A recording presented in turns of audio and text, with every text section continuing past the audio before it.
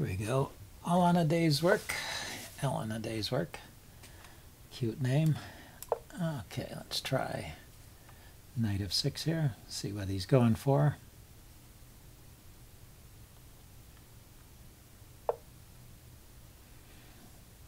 Okay, I think that's the Trompowsky. I'm going to play knight e4. I remembered to play it this time. I often forget this move. But yeah, when this bishop comes out here with no support, no move has been played to challenge the knight on that square, the e4 square. So why not just go for it?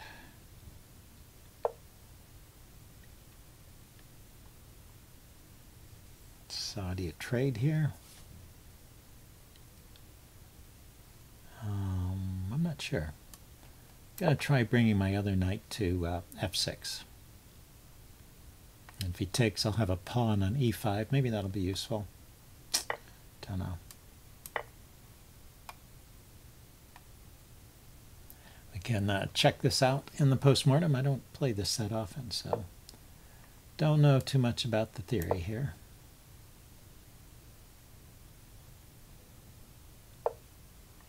Wanted to get in the move e5 here, hitting the bishop, but I realize that's not really that possible. Not so easy to get in. So anyway, maybe I'll get in bishop to d6.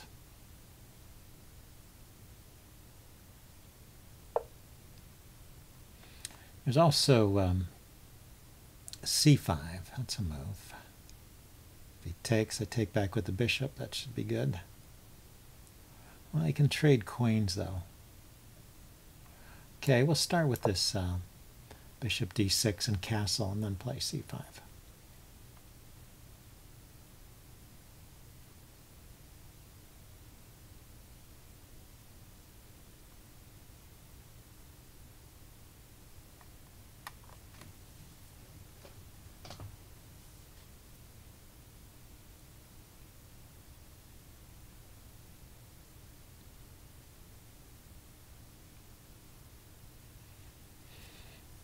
Okay, yeah, white doesn't have to respond. He could play something like knight to c3 or knight to g3. Get the knight out of the way of the bishop so the bishop can develop. I would be very tempted to play c5 right away then. He could also play c5 himself, provoking the exchange. Can bring the queen out here with the check. I would probably block with the bishop. Or he could play rook to c1. Reasonable moves all. I would favor moving the knight, I think. Like to get the knight out of the way, get the bishop out, and castle. But well, that's kind of the simple way to play it. Okay, he played g3. Not a move that was on my radar at all. I'm not sure what it does. Ah, I know what it does now. He's going to put his bishop on g2 and try and win this pawn.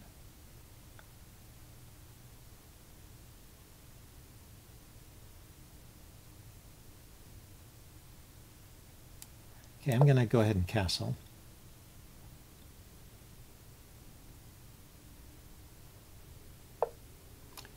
And then I'm going to play c5, like I said. So if he wins that pawn, I'm going to let him have it. I'm not going to make a big deal out of it.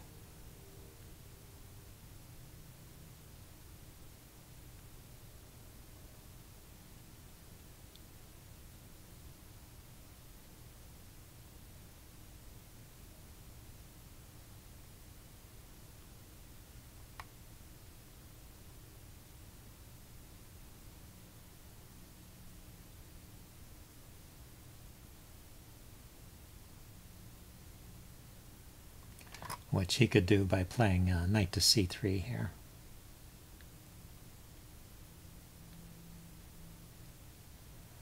Well, knight c3, I will take. Takes back and then pin the knight. Maybe I'll prolong the life of the pawn that way. And maybe even... Okay, so we decided to trade first.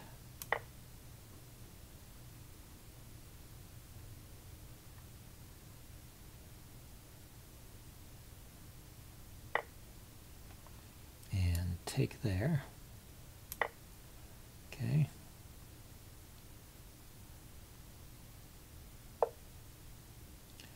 Yeah, so he's going after that with the pawn. I'm going to put the bishop here on B7 here to oppose his bishop. But if he takes, yeah, I'll start with this. Got to get the rook out of the way.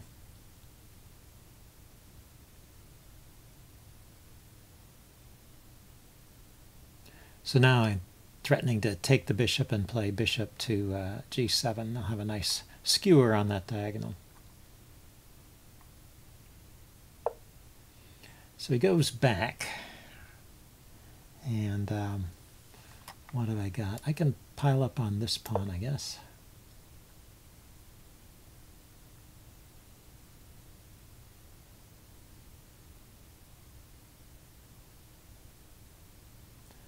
Yeah, I think the only thing I have here is that he hasn't castled, so maybe I have a slight edge in development, but okay.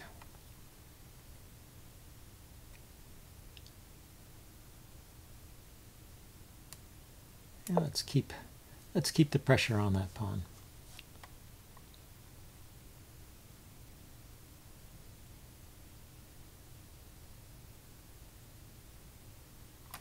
I want to push the B pawn forward, and if he takes, I want to be able to take the queen. So that's why I put the rook behind my queen. There was already a pin there, and then he defended the queen, so I had to add some extra force there. He could defend again by playing knight to D4, but I could kick it away by playing E5, kick the knight away, and then play B5. Or if he plays B3 here, I can play B5.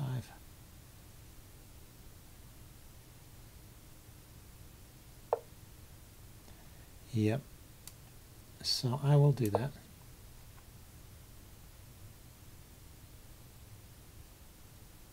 And his bishop is just not in a position to defend here. So I think I am getting my pawn back. He still hasn't castled.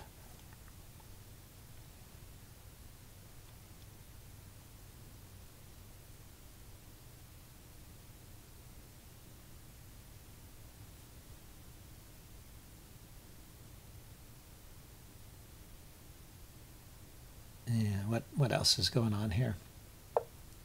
It goes there, yeah. It's going to try and get it back that way.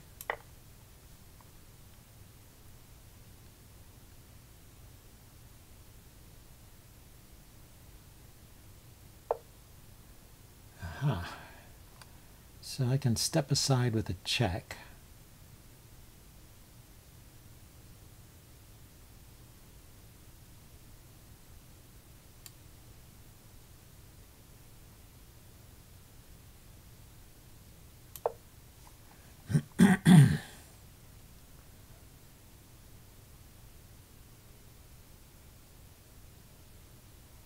Take advantage of his lack of castling there.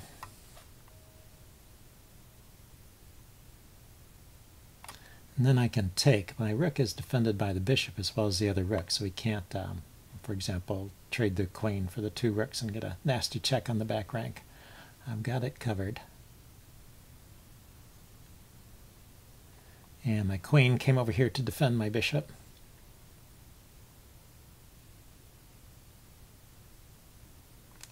So that when I take, it's attacking my queen, huh? How about if I push? What does that do? He takes here, and then he can take the pawn. Okay, so if I take, he has to take back with the king.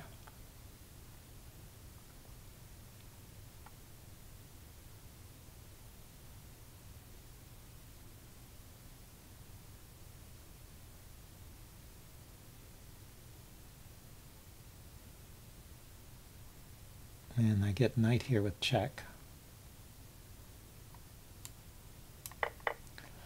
let's go for that.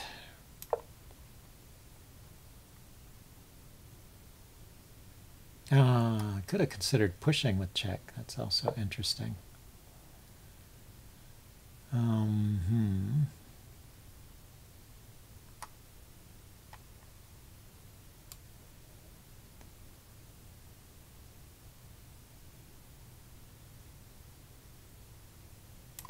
There we go.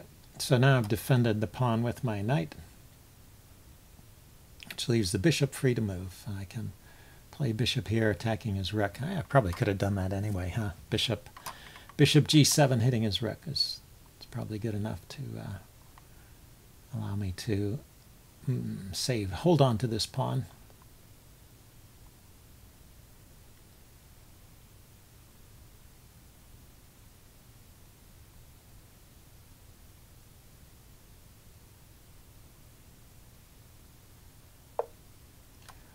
Yeah, so let's do that now. Let's attack the knight. It's loose.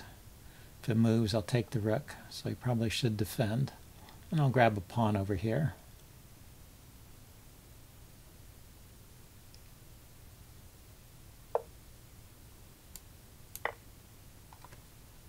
And so I have recovered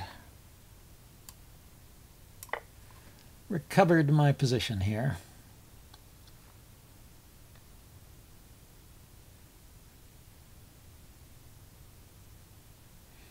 Yeah, I wonder, the check on the back rank is interesting.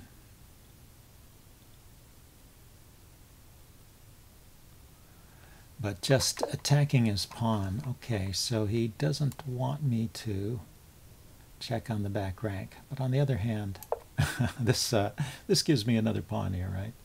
My choice of pawns.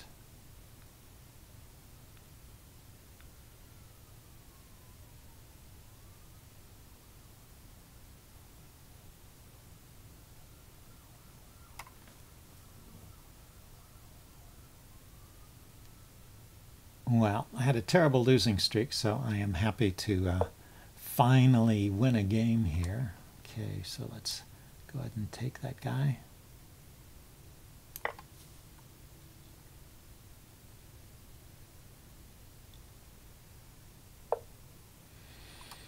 Okay, so I'm going to check and take his rook, but if I do that, he just takes back and then his king comes to a good square. So instead of that, let's take another.